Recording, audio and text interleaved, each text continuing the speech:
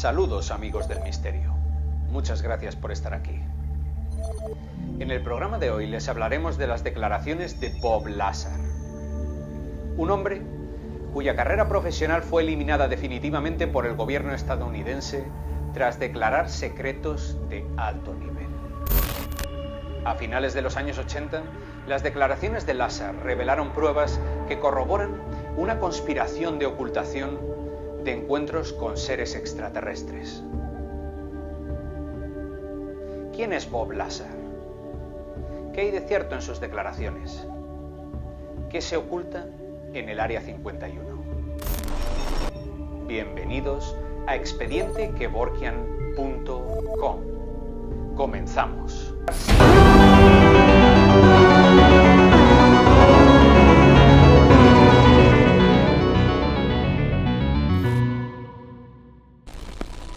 Como sabéis, durante décadas, organizaciones federales al más alto nivel han orquestado una estrategia de ocultación para el estudio y el análisis de actividad extraterrestre en nuestro planeta.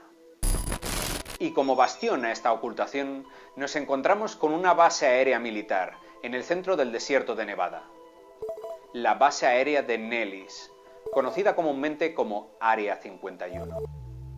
En julio de 1947, un artefacto alienígena se estrella en Roswell, Nuevo México. Esto supone la recuperación de piezas de unos artefactos extraterrestres.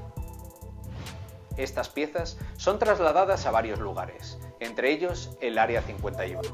En este momento se inicia el Proyecto Galileo, un proyecto de ingeniería inversa. Para ello, se requiere del reclutamiento de ingenieros y científicos de alto nivel, entre ellos Bob Lazar. Robert Scott Lazar, más conocido como Bob Lazar, nacido en 1959. Este hombre era un físico realmente brillante. Tanto es así que Edward Teller, padre de la bomba de hidrógeno, le recomienda para una entrevista de trabajo en una contrata gubernamental, la contrata EGIG. La historia que nos ocupa viene de las declaraciones de Lazar, realizadas en el año 1989.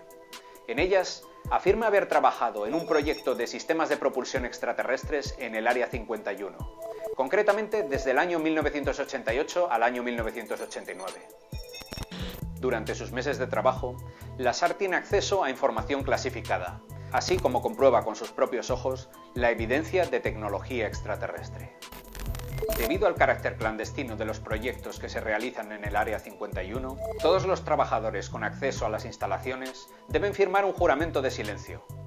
No existen demasiados testimonios, pero en la primavera de 1989 esto está a punto de cambiar.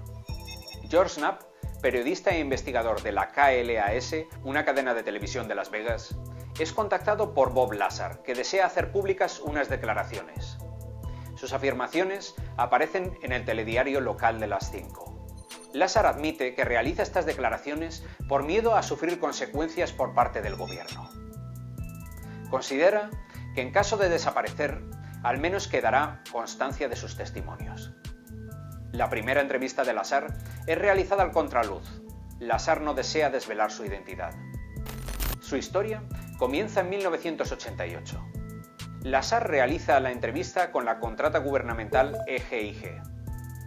En ella se le hacen multitud de preguntas técnicas. El puesto que le ofrecen consiste en un programa de sistemas de propulsión. Trabajará en una zona alejada. A Lazar le suena prometedor. Debido al carácter gubernamental de la contrata, no pueden desvelarle más acerca del trabajo. A la mañana siguiente, Lazar es convocado a la unidad de proyectos especiales de EGIG, situada en el mismo aeropuerto McCarran. Allí conocerá a Dennis Mariani. Dennis Mariani es su supervisor directo, un militar de alto cargo. A partir de ese momento, Dennis Mariani se convierte en su sombra. Mariani le acompaña a la pista de aterrizaje, donde cogen un avión privado. Este avión les traslada a 160 kilómetros en el desierto de Nevada, al Área 51. Allí, Mariani le conduce a una habitación, una pequeña habitación a modo de despacho, pero que parece más una sala de interrogatorios. Mariani presiona a Lazar para firmar un impreso que llamarían 1010. Al firmar este impreso, Lazar se despide de algunos de sus derechos. En el impreso se afirma que en caso de desvelar información acerca del proyecto, podrán ser condenados a 10 años de cárcel y pagar más de $10.000. Debido a la presión, Lazar firma, algo de lo que se arrepentiría en el futuro. Lazar es conducido a un autobús con ventanas tintadas en ambos sentidos, no puede ver el exterior.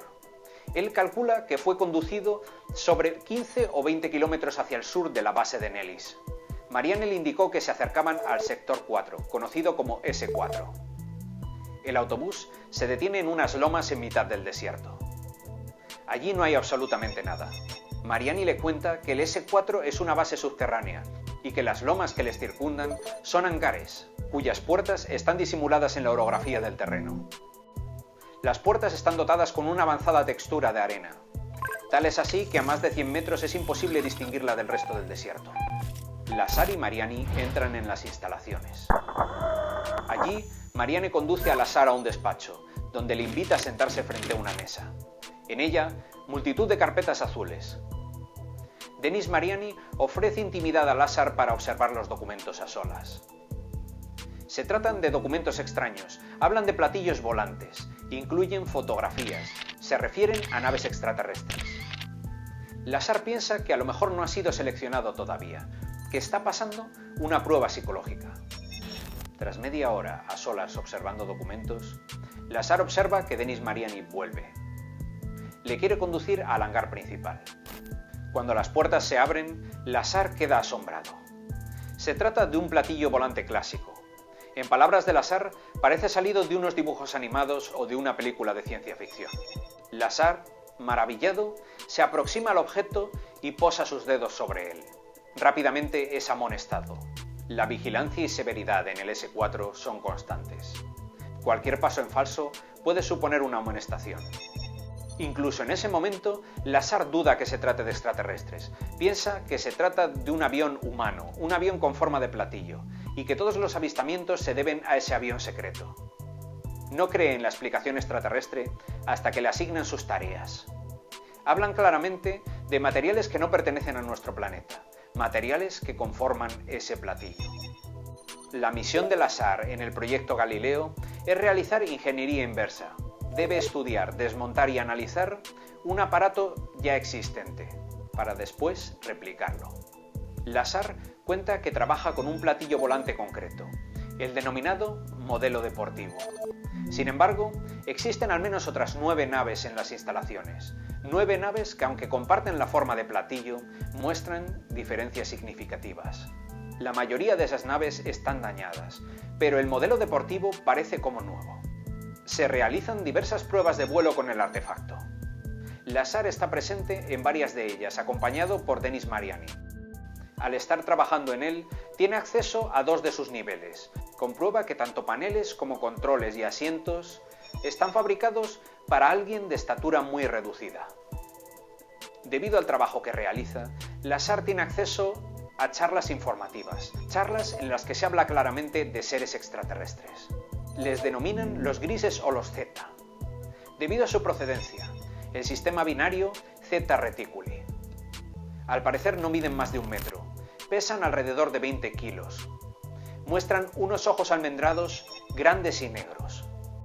Su piel es grisácea, carente de pelo, y su cabeza tiene una forma ovalada inmensa. Según Lazar pudo escuchar, estos extraterrestres mantenían contacto con nuestro planeta desde hacía 10.000 años. Lazar, en una de sus caminatas a través de las instalaciones, pudo observar a través de un cristal cómo se estaba realizando una autopsia a un ser extraterrestre. En cuanto miró en esa dirección, fue amonestado. Lamentablemente, debido al secretismo de su trabajo y a que existían diversos equipos diferentes, Lazar no tuvo más información acerca de estos seres. Sin embargo, él conocía que existía un proyecto denominado Sidekick, un proyecto alternativo al proyecto Galileo en el que se buscaba armamento en un platillo volante y, si se encontraba, debería ser empleado.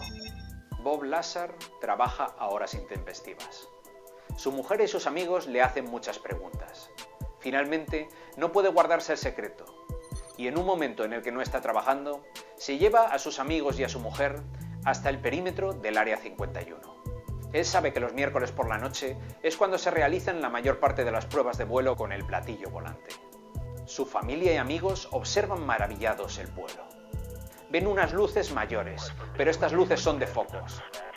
Los militares en el exterior del perímetro les piden sus identificaciones. Al día siguiente, Lazar recibe una llamada. Debe volver a trabajar. Se dirige de nuevo al aeropuerto McCarran para coger un vuelo privado hasta el Área 51. Allí le está esperando Denis Mariani, con una actitud amenazadora. Él y sus hombres encolerizan, le apuntan con sus armas, le amenazan de muerte.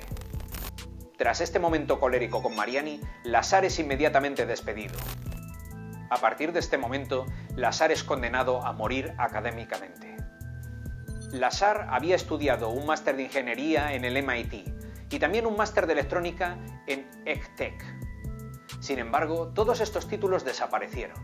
En la contrata EG&G también niegan que conozcan a un tal Lazar. Lazar, como evidencia, mostró algunos documentos. Entre ellos se encontraban una tarjeta de seguridad del Departamento de Inteligencia de Marina, un departamento aparentemente inexistente. Lazar también mostraba un recibo de impuestos, un recibo llamado W2. En él se emitía un dinero procedente del gobierno para pagar a Bob Lazar.